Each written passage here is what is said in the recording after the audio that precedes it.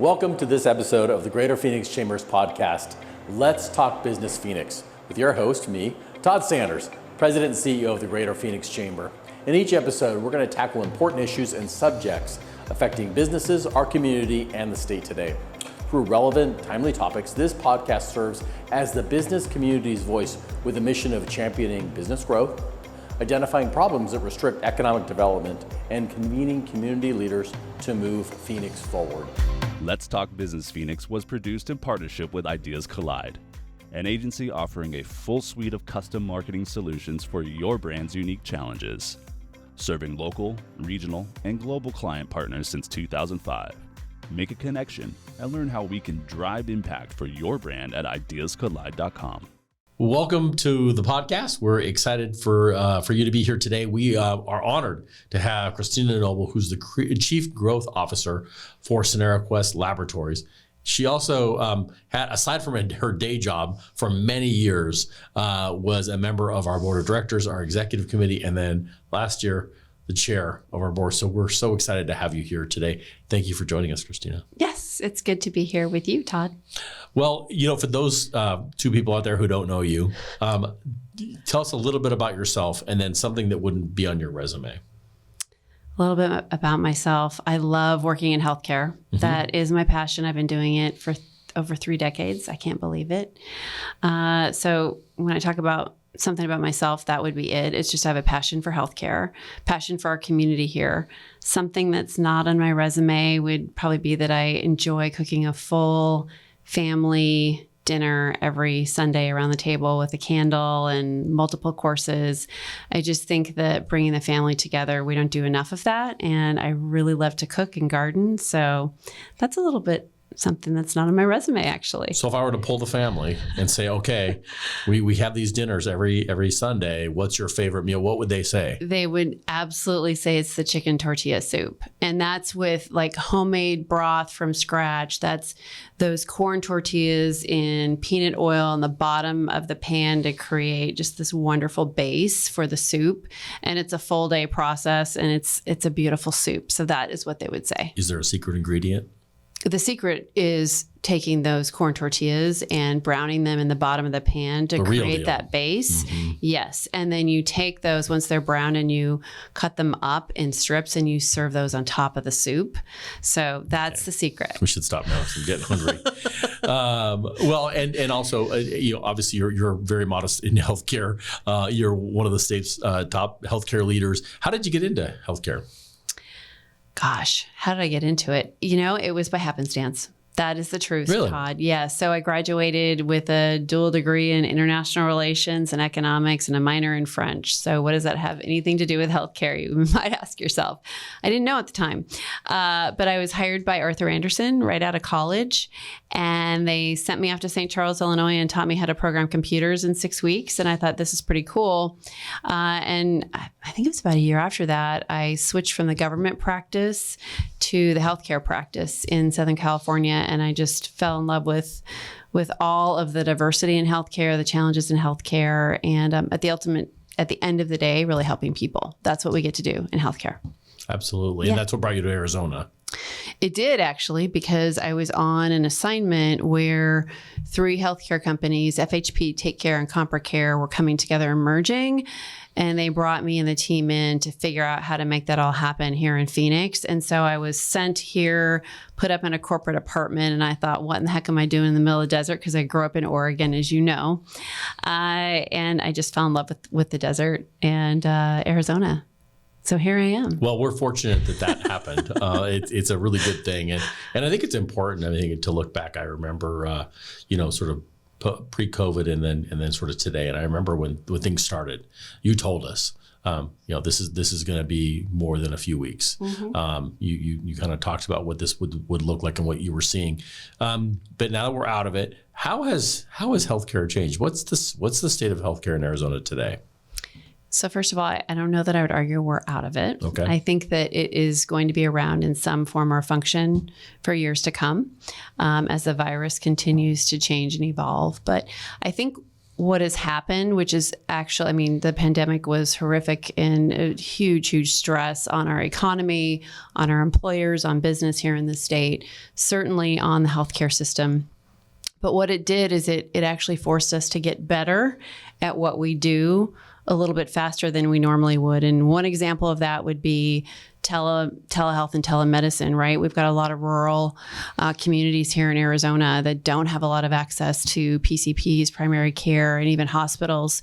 And COVID forced us as a group of employers and health plans and providers to kind of say, all right, we got to get really smart about how we're going to make access convenient. So getting the broadband in and allowing coverage for telehealth medicine, I think that's one example of how we've actually gotten better over time. And I think that through the pandemic process, a lot of people put off care. And so now we're seeing a lot of folks who have more advanced states of disease than they would have if they would have been able to get in and get the help they need. So there's been some positives and definitely a lot of negatives and a lot of lessons learned for sure. So you do think there were some silver linings that came out of this that made it better? I do. I think the acceptance of telehealth, not overnight, only right, and not just for behavioral health necessarily, but for common conditions, things that come up. Employers weren't covering that. And plans weren't covering that. Self-insured employers and fully insured health plans, they weren't always covering it. And I think that now it's pretty accepted. I mean, do you have that as part of your benefit plan? Absolutely. Right? So if you or a family member gets a sore throat, instead of driving all the way in or waiting for an appointment, driving in, now you could potentially do a telehealth visit, have them call in a lab for you, you get it, and then you're kind of on your way. So I think that has definitely been a silver lining. I think we've also had to figure out how we can do more with less. We had so many folks that we were on the front line taking care of patients, but they were, those were the folks that were getting infected too, and taking care of their own families. So we had to figure out how to do more with less people. And this whole idea of resiliency, which is a passion for me, how do you keep people going when they feel like they've got the world on their shoulders and there's not a lot of support there? So I do think there have been several silver linings, and the future I think is bright. Well, and I think it's important that you bring that up. I remember, you were at the eye of the storm, Sonora Quest, when we think about what we needed at the time. Before the vaccines, people were terrified. They needed to get results. They needed to understand. And you all didn't have the luxury of not coming to work. You all stayed there and you got the job done. How do you do that? What was the leadership in place that made sure that you had the people willing to come in and do these really difficult jobs during a time with such uncertainty? Yeah, I think it all starts at the top, and you know that because you set the example for the chamber. The way that you handled the budget situation, the move, you could speak on this topic just as well as I could, but I think in the healthcare industry and that at that particular time, it wasn't, should we or could we, but we are going to do it. So how are we going to get it done? And I've been very blessed and fortunate to work with a phenomenal senior leadership team. And innovation has been one of our pillars. And so we just kind of said, all right, what exactly do we need to do and what calls need to be made to make it happen? And I credit our CEO, Dave Dexter, with making those calls and getting the equipment in. And as far as how did we get people to do this, that wasn't a problem. It truly was not a problem. I think everybody, one of our core values of Sonora Quest is compassion. And we knew if we didn't do it, it wasn't going to be done. So we all hands on deck, and we had people who were actually taken out of their day jobs. So imagine somebody in your marketing team taken out of their role and asked, to help with specimen processing or with taking calls in the call center. That is what we did, because we had to. And I think we're grateful that we had the opportunity to serve in that way. And we've all learned and gotten better through the period of time that we served, for sure. It was so critical, and results were so important. You couldn't wait 3 weeks, right? And then it's sort of irrelevant. You had to know very soon. And so that made such a big difference. So thinking about today, obviously people were having to operate at peak efficiency for a long periods of time under stress. What about burnout? In I'm just not talking about Sonora Quest, but healthcare generally. Nurses, for instance, we were talking about nurses earlier, physicians assistants, doctors. What about burnout in healthcare today? Yeah, I think it's a real challenge, and it's an opportunity for us as employers to figure out what do we need to make sure that people feel like they've got the support they need to recharge. And that is another reason that I feel so strongly about resiliency. And as employers here, especially here in Arizona, thinking about what can we do to set up a firm foundation of health and wellness for our employees, whatever that looks like. It could be looking at flexible schedules. It could be looking at redundancy and cross training so that there's more than one person that knows how to handle, digital marketing, for example. You've got to build in redundancy so that the folks that need a break can actually get a break. Now, that is much easier said than done, but I think building it into your expense line as a business, as an investment in infrastructure is probably how I'd characterize it on a P&L if I had to. It's really making that investment in the infrastructure that allows for people to tap out, do what they need to take care of themselves, and then come back refreshed. As I said, that's easier said than done, but that's the intent. And that is part of what Sonora Quest did through that period of time is figure out how do we build in more benefits, more flexibility for our folks. So it's something that I think all of us as business leaders are it's at our doorstep right now. I mean, I know you've made some changes at the chamber and looking at the work life and looking at where work is done. And that I think was wonderful. Well, I think you're right. And I think with us, and I think a lot of business leaders that I've talked to is that, I think we all had these were nice things to have. And now they're critical things to have. And there's a lot more intentionality behind thinking through how you want to treat employees and how you want to make sure that they feel like they're supported outside of a paycheck. Yes. And that's culture. Right. That's the culture. And I was kind of getting back to this chair role that I was so blessed to be in for a full year. I mean, just thinking about what we went through as a business with, people being sick, right. And then taking care of family members, people experiencing a lot of change in their own lives, and then still serving the business community in the way that you and the chamber did, as well as knowing that a relocation was right around the corner, right? So you can't make these things up. And if you recall, Todd, what we did was we focused on the strategic plan. We kept our eyes on the business. And that was one of the things that you and I talked about when we first started working together is we need to create this strategic plan. And having that strategic plan in place then emboldens GPC to create valuable programs that businesses go, wow, I'm really glad that I'm a part of the Greater Phoenix Chamber. So that was pretty much our legacy for our tenure together, wouldn't you say? It really was. Well, and I think for you, you and the prior chair, John Wolf, both had to operate in a very interesting place. 2 full years of not having in-person meetings, and I think you got one. The board retreat, I think, was the only time. I think I did. I had one in-person meeting. Yeah, that was it. And so we had to look at things very differently. And I think leadership really mattered during that time because it's easy to sort of lead an organization under normal circumstances, but when there's a lot of turmoil and you can't see what's coming around the corner, it's a lot more difficult. And that's when leadership really comes into play. Yeah, absolutely. And if you recall, at that same time, we had a lot of small employers and large employers that were feeling the pain and the pinch of the pandemic from a fiscal perspective. And so the chamber, I think, had to work more innovatively and creatively than ever to figure out how are we going to keep the members that we have, and then how are we going to grow this into the future? And it's so exciting. Still, Sonora Quest is a proud member of the Greater Phoenix Chamber, and we've got another member of the team on the board now serving. And I look at the growth in Phoenix, and still, I think we're definitely in the top 3 as far as large size counties in terms of growth. Yeah. I mean, look at the opportunity in front of us now. And if we didn't have that strong foundation of the strategic plan of taking the leap and moving into a new location, I don't think that the chamber would be in the place that it is right now, right? And you're still growing. It's important to look back. And you're right. We are still growing, and there's just a lot of need out there.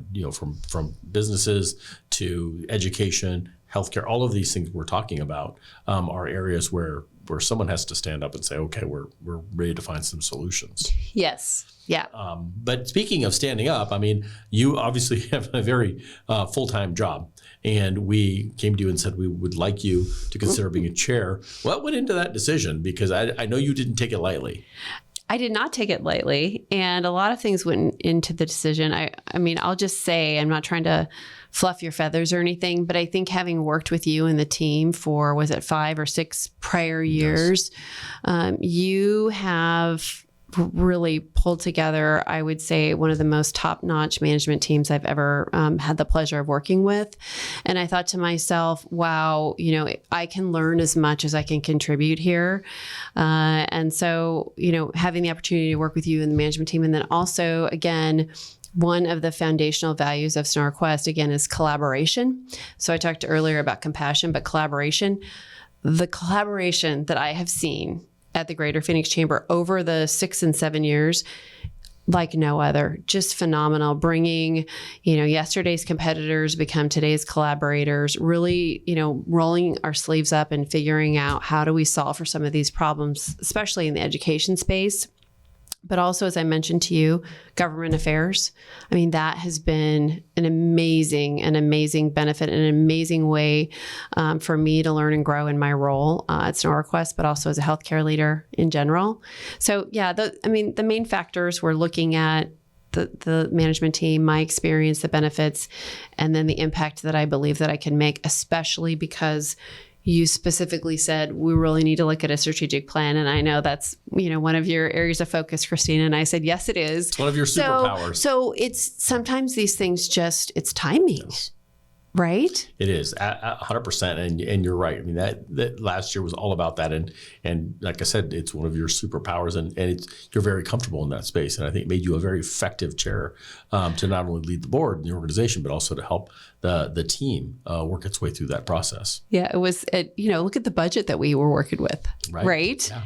It was, it was good times. Very good. So now, people think about the board and kind of think, well, should I do it? Should I not do it? What would you tell a business leader that's considering throwing their hat in for a seat on the board of the Greater Phoenix Chamber? So I don't see any downside whatsoever. So the question for me would be not if, but when. And I think, a couple things to think about. First of all, for me, it's about time commitment. And I've said this many times at the board meetings, is we are business leaders. We are running our business units or our entire companies. And so for somebody just to think about what is the time commitment going to be, and having that honest conversation with you or a member of your team about what that looks like. And then what is it that, to your question earlier, what is it that they can contribute, and what is it that they think that they can bring to the board? So there's not going to be any negatives. There's only going to be positives. And like I said, I think each board member and arguably each company may have a different reason. A smaller company may benefit from very different ways than a larger company. And I think that's something that your team can walk those businesses through. But I am a huge proponent of all of the benefits that members receive. And I talk to as many employers as I can about it, refer them to Debbie or anybody else on your team to say, hey, you guys need to learn a little bit more about it. But for Sonora Quest at the time, it was really this government affairs expertise. As a smaller employer, we're, I think, 3,600 now, but at the time we're a little bit smaller, joint venture. We did not have our own legislative affairs department. Some of these huge mega companies do. We did not. And so for a smaller company, knowing that you can tap into that extremely talented group that's focused on, let's say, just legislative affairs or just workforce development, those are wonderful assets to have the ability to tap into. And then all the networking. All these professional folks that only want to see growth, economic growth in this area. You've all got that in common. So no reason not to. Well, and thank you. I think it means a lot, and certainly that's what makes us successful, to have engaged members and an engaged board, and that really brings me back to leadership. Philosophy on leadership. What drives you to be a leader, and why do we need more of that in the Valley? Gosh, so there's a lot to that question. I want to ask you that question too, by the way. But for me, what drives me, what gives me joy is developing young professionals and helping them in whatever way I can to empower them to achieve their goal. Now, it doesn't mean climbing the corporate ladder. It could mean having more work-life balance. It could mean pursuing an education. It could mean a lot of things, taking a lateral move, getting out of one vertical and moving to another. But nothing gives me more motivation as a leader than helping others achieve their own aspirational goals. That is what lifts me, and that is why I continue to be in leadership. Obviously, making a difference in our communities, in the healthcare space, making a difference for patients and their families daily, making a difference for 1,000+ colleagues and their families that are in my organization. That lifts me as well, and that's why I do what I do. But at the end of the day, I want to really get people where they want to be and help them in whatever way that I can to do that. Does that lead into mentorship as well? Yes, it does. I really enjoy mentorship, and thank you for asking that one. So this is something that that's another great reason I think that being a member is just so very important for the businesses out there, the companies that are listening to this. You invariably have those high potential, aspirational kind of leaders in your pipeline, right? As you're succession planning, you're looking at these folks going, hey, we want to invest in this person or that person. And the mentoring day, the mentoring breakfast that the GPC that you host every year, and I know there's a lot of other activities that go on with Valley Young Professionals as well. But that day in particular was one of the days I looked forward more than any other in terms of my work with the GPC. And that is gathering these young professionals in a room and putting them at a table with one of the board members and just talking about, what are your challenges? What are your opportunities? And again, I mentor several people actively now, and it's one of the favorite things that I get to do, right? And I learn from these people. I think it goes both ways. They learn from me, but I'm learning from them. I mean, they're challenging thought process, they're challenging assumptions, and it's just amazing the things that I'm learning about what people are expecting in their work experience. There's this work-life balance, and then there's these workations now, and then there's, I want to do 4 10s and take the that next day off. And by the way, I want a job rotation every 3 months, right? So as employers, we got to go, all right, we got to get on our game here, and we got to get in front of this if we want to attract the best talent. So to answer your question, I really enjoy mentoring, and I know you do too. It's so rewarding. I agree. And one of the things that I notice is for people who haven't done it, they tend to be the ones that roll their eyes and they're just a millennial, or now Gen Z. What do you say to those comments when you hear people disparaging, well, it's a millennial or it's a Gen Z? Well, I laugh because I love humor. I think, and you have definitely taught me that there is a place for humor in business, and I think it just kind of lightens the room a lot. But I would laugh, and then kind of I'm all about kind of challenging and asking a lot of questions. So, well, why do you think that? What is that based on? And then I just invite people to connect and learn, right? You're going to have these preconceived ideas and perceptions, and then you dive in and you actually get to know these people and what they're thinking and why they think what they do. And it's just amazing. So I would laugh and then kind of go, hey, let's go spend a day, together and see what we learn from each other. That's what I would do. What about you? I agree. They're remarkable individuals. And it's true. Spend some time with these, I don't want to say kids, because there's some millennials in their 40s, but absolutely right. Spectacular people, highly intelligent and driven. And I think adding a lot. And by the way, they're going to be taking over. So let's invest in them. And so I appreciate the amount of time and energy you put into being a mentor in our community. Well, and I appreciate the same from you. And I think we need more of that. I think we need more people to step up and make themselves available. And I mean, there'll be people that, I'm sure this happens to you too, they'll reach out and say, would you mind mentoring me? And, of course. And then what does that look like? Is it informal? Is it formal? And what does that person want to get out of it? So yeah, I think that's our responsibility as a business, as a team of business leaders to do. And the chamber is a great way to tap into a mentorship program that's already formed. You as an employer don't need to do anything. You can actually join the Greater Phoenix Chamber and then have your folks get involved in either Valley Young Professionals and or through the mentoring programs and other programs that GPC offers. You bet. I have so many informal mentors that some of them don't even know, but it's true, and it made such a difference. And so, to the extent that you can do, one of the other things that we did under your leadership was really expand our work in the diversity, equity, and inclusion space. Mm-hmm. Talk to us a little bit about why that was a priority for you. Wow.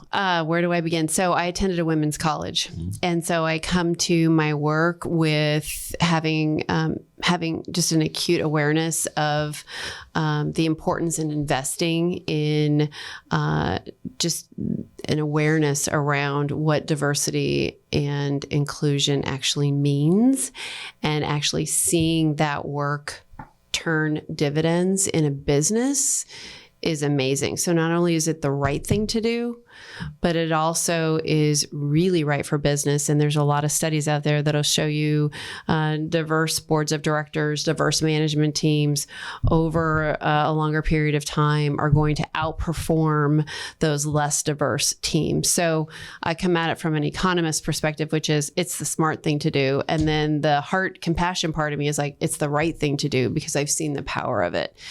We had some great leadership with Frank Reed and several others that really led to building a tool chest or toolbox for employers to use. And again, I feel like we're doing an advertisement for the GPC, but it's all so true and it's out there. These are facts. There's a toolkit that can be used. There's people that would be more than willing to walk you through how they've used it, how they've implemented it in their workspace. But more than anything else, I think it has to be intentional. It can't just be, okay, let's check the box. We've got a plan.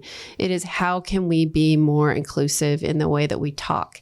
How can we be more focused on diversity when we're looking at talent acquisition? And how do we make sure we have all the voices at the table? And you'll recall that was an area of importance for me personally, which is the loudest person in the room, the person that is more of the extrovert type.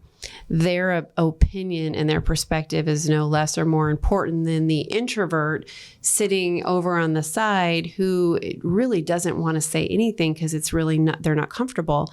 But one of my main mantles was, how do I call people in? What can I do as a chair to make sure everybody believed that and knew their voice was valued? And I would even uncomfortably have silence on some of the calls. Do you remember that? It probably made you crazy. But sometimes just being quiet, people go, oh, well, you know what? I do have a question. Okay, well, what is it? Right? That's inclusion. And I wanted to model that, and it was very important to me. Well, you're happy to know that Erin, our current chair, has absolutely taken that on as well. Hopefully not the long pauses. No, well, she's not afraid, and so it's made a difference. And by the way, it's interesting when you talk about this business leaders, almost to a person, they'll tell you the same thing. It has to be intentional, it has to come from the heart. That's where it starts. But there's a bottom line component. Yes. Don't forget that part. Those three things are really key here. And it's interesting, people who are actually practicing this, that's what they say. Mm. So there's some interesting continuity there. Before we end, I do want to sort of have you look at, in your crystal ball, things are changing so rapidly in healthcare. Mm-hmm. What are some of the things that you see coming down the pike in terms of healthcare, some innovations or changes in the system? So first of all, I can tell you all the constituents in the healthcare space are very much focused on costs and efficiency. So whether that's robotic process automation or AI, that is the future in healthcare. Now, healthcare, as most of us know, tends to kind of lag behind, right? So you have the technology, the high tech companies, those types that are kind of leading the way. In healthcare, historically, we've still run on mainframes at times and those kinds of things. So I would say RPA and AI, anything that we can do to improve efficiency, that is going to be where we're going to double down and be investing. Also, we're looking at how can we make healthcare more convenient? How do we make it more affordable? So on the convenience front, that is looking like, what is healthcare in the home? What is healthcare in the workplace? How can we utilize or maybe analyze our bricks and mortar investments in healthcare, the hospitals, the clinics, the patient service centers where folks come to get their blood drawn, their specimens collected. How do we break down those barriers? How do we utilize the assets we do have in real estate? And then how do we take healthcare out into the field? A couple of just very recent examples. Sonora Quest just invested in a trailer that can go out and do a pop-up. So we would do a pop-up out at an employer location or maybe in Sun City, places where people can't get out maybe as easily. Same thing happening with diagnostics in general, right? So we just recently launched kits that a consumer that you could order right online without a doctor's order and have it delivered to your home. We're focusing on diabetes and colorectal cancer screening first. But I think my point is overall for healthcare, it's how do we get it out to individuals? And then also this focus on health equity and how do we make sure that we're getting healthcare and making it available and affordable to communities that are disadvantaged or don't have the same access to primary care physicians. I also see, and you're going to understand why I'm going to say this, I think nurse practitioners are the future. I see that definitely. I see this fractionation of the healthcare system where before it was you're a hospital system, you're a health plan, you're a specialty pharmacy. Now we're seeing all of those verticals come together and you're seeing these large health plans, health systems combining with retail, combining with specialty, combining with local clinics.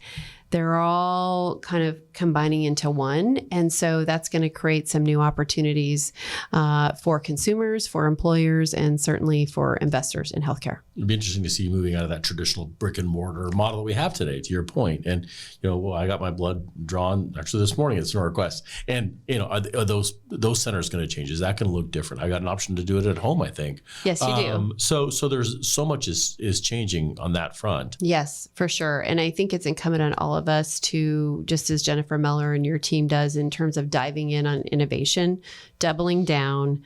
And again, the Greater Phoenix Chamber is a great convener of innovators, cross-industry innovators to get together, surround ourselves around these key opportunities, areas where we can really empower and embolden economic growth, and figure these things out together. And so that's what I look forward to doing most.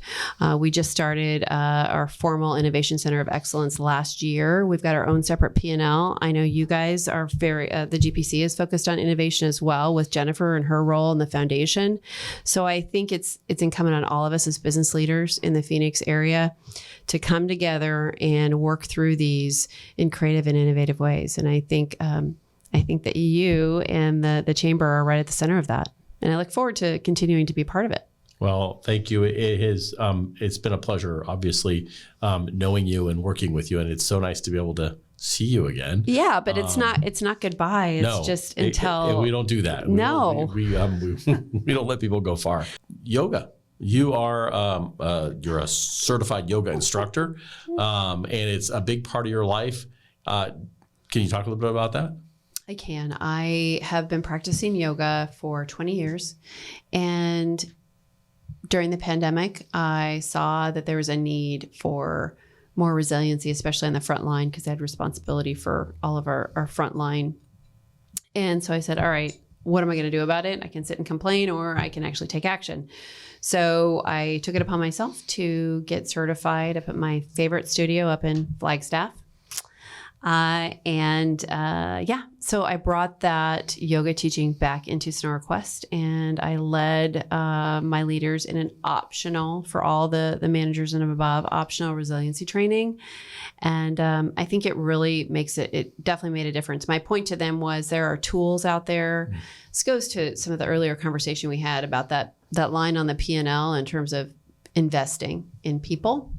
I think it's a great investment in people. So yeah, it is what I do to clear my mind, to remain grounded, to remain pragmatic in a pinch when I need to make a tough decision and I don't have all the information I need.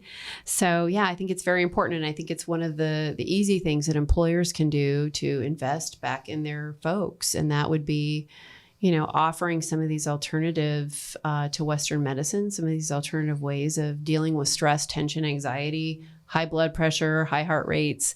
There's a lot of things that we could do right here with just some simple breathing exercises to bring it down. And so, yeah, I really enjoy it. Thanks for asking about that. And I love the fact that we're talking about a really high-tech company, Sonora Quest, in terms of the work that you do, bringing in sort of non-traditional medicine as a way to alleviate stress. Mm-hmm. And really an interesting lesson for other companies too, in terms of maybe things that they want to do for their employees that are not traditional. Yep. I think so. Thank you for asking about that one, Todd. Excellent. So we're going to do a quick lightning round with you. Oh, okay. I promise this is easy. We'll start with the first one. Okay. Easy. First job. Picking berries. Picking berries. And what did you learn? I learned that I could eat as many berries as I wanted when I was out there. That's a good thing, and healthy. Like if you didn't bring your lunch, there were berries. So yeah, to be fair, I mean, that was a really, really hard job. And I started that in 4th grade. That was the law in Oregon. They would ship you out on a bus in the summer, and then you would go out and pick berries. So yeah, I learned the value of hard work, and I learned what it meant to save. Even if it was, it would, for a full pallet of berries, I still remember I was paid $4.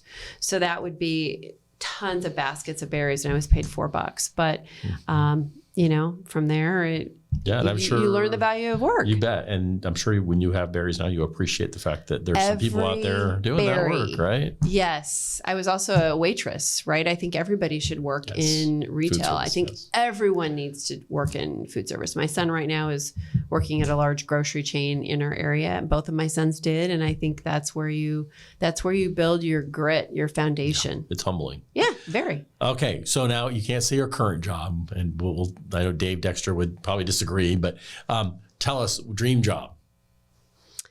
Oh gosh, I would love to be an astronaut. An astronaut. Yeah, my favorite movie is Apollo 13. Oh, it's a great movie. Because I love adventure. I was just sharing with a friend of mine, we went skiing last week, and it was a complete whiteout, and you couldn't see where you were going. And so for me, an astronaut is like the ultimate in exploration and risk taking. I skydive. So it's like what's out there. That's, yeah. I like that. I don't know if they take me. I'm probably over the age No, of course not. That's the right answer. Yeah. You got the jackpot. Okay. And then the final one is, Derek Hall calls you and says, we're going to put you on the roster of the Diamondbacks. What's your walk-on music as you go to the plate? Oh my gosh, Todd. I don't know the title of it, but the main line is, "This girl is on fire." Okay, there we go. So I don't know what song that is. Well, I think we'll have we'll maybe we can put it in the lead-in music. Yeah. Well, I want to thank you for joining us. I want to thank you for your leadership, your friendship, and we aren't going to let you go far. Thank you, Todd. I appreciate it. Thanks for the opportunity. This is good. Excellent. Todd. Thank you.